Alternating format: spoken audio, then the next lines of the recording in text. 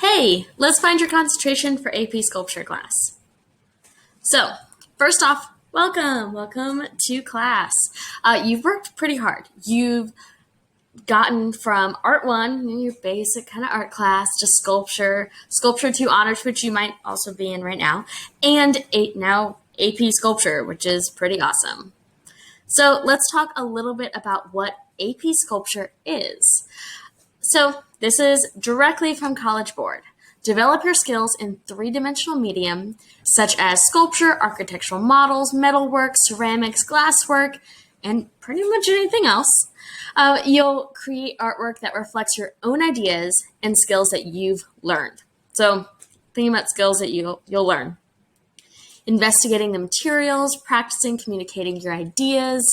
So what makes this different from like an Art 1 or Sculpture 1 class is it's not going to be based on teaching you the techniques.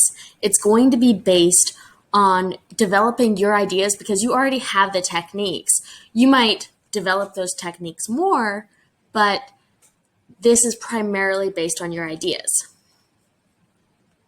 All right, so exactly. What makes AP different? You will be required to make a portfolio around a personal concentration. Now, your portfolio date this year is Thursday, May 20th, and we had to have everything done ready to go on that date. We are actually going to have it due a few days beforehand so we can review stuff. All right, so what the heck's a concentration? What's this personal theme? So a concentration is a theme to your body of work. Your theme should be unique to you and give us some kind of insight to the way you think and view the world. So you are the artist. You're an artist. There is a reason your viewpoint is unique to you. How are you going to show that? So this feels like a very daunting task. Concentration feels like, well, what do I need to talk about? But you're an artist. You've got this. Let's talk a little bit about it.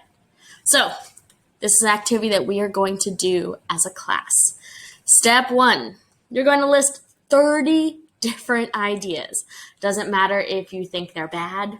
If you're like, yeah, I definitely want to do this one, just 30 completely different ideas, or as different as you can think of. Then step 2, read over the list, and if any are repeated or similar ideas, add them together.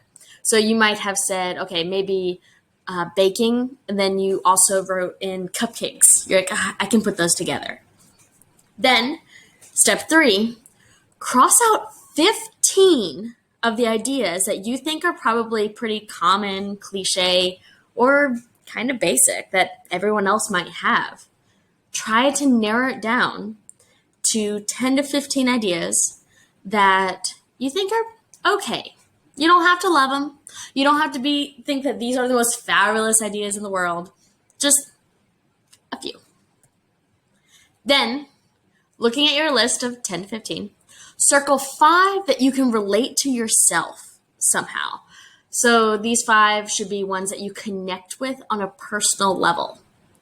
Then, write each of the 5 as a sentence and sketch 3 project ideas for each one of them. This will help you see your idea and see if it's stagnant or if it's something you can actually develop. Because sometimes you might love a certain idea, but you really can't elaborate on it as much as you think. Now, let's talk about an example. All right, so to be honest, this was my concentration in high school. I took AP Art, and my teacher didn't give me the same guidance. So your base idea, let's say, is fish. So your idea should be specific, it should be possible to elaborate on, and it should be personal. Base idea, fish. Me idea. Let's make it better. So let's elaborate on it. Maybe patterns and colors in fish. Okay, patterns and colors in fish, getting better, but it's not very personal. So maybe let's push it further. Patterns and colors in fish seen while fishing with family in NC. So maybe you grew up fishing in North Carolina and like that's like what you do. Maybe you go to the beach, maybe it's at a lake, I don't know. And that is what you're going to focus on, something that makes it personal to you. So I went ahead and I sketched out some project ideas for these. These project ideas are 3 ones that I think are pretty doable with this. I went into Paint and I sketched these out. You can do it on a sketchbook, however you want. So my 3 ideas with this, I had an idea of like a mixed media fish on a plaque. Don't worry too much about how you're going to make them right now. We're just brainstorming. Number 2, relief. I think maybe in clay. And I really want to show like the act of fishing in some way. And then number 3 is going to be this ceramic plate. I'm thinking like maybe underglaze pattern or sgraffito pattern on the outside to show the patterns and colors in the fish. So remember to keep everything you do, the list, the sketches, the brainstorming, because every single thing could be very, very helpful in the end. You want to keep all these items and show your process and thoughts and your notes, everything. Photograph your journey with this, because at the end, your portfolio is going to be something that you turn in. You're going to show your notes. You're going to show your sketches. You're going to show your process.